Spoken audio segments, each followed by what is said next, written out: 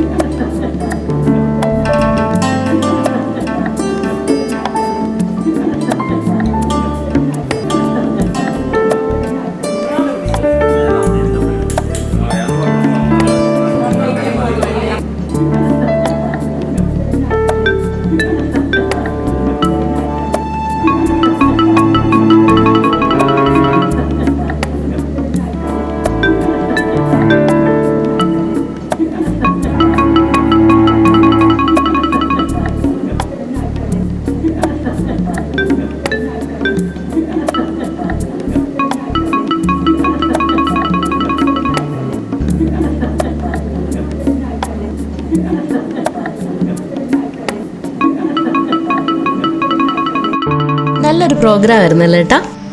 ഫുഡും നല്ലതായിരുന്നു. ചാച്ചനും അമ്മച്ചിയും കൂടെ വരായിരുന്നു. രാത്രിയല്ലേ ചാച്ചേ, അവർക്ക് വയ്യല്ലോ. ഇറങ്ങിക്കോ.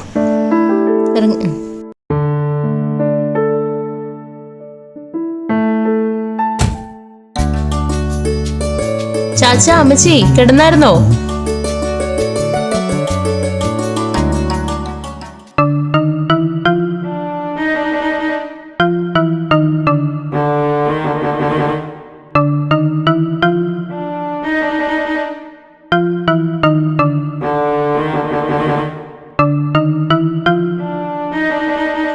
ആ ശരി. എന്നിട്ടോ?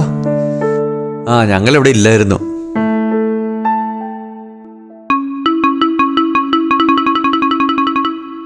എന്നാടാ അത്?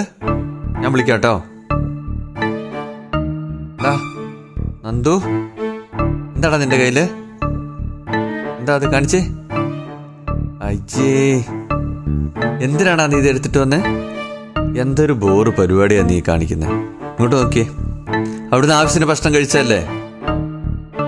അവരെല്ലാം കണ്ടു കാണൂല ഇത്.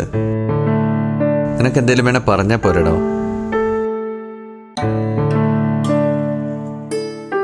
അമ്മേ, ഇതാ മരുന്ന്.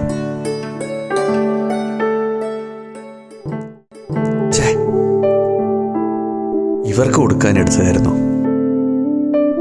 അവൻ പറഞ്ഞില്ലല്ലോ.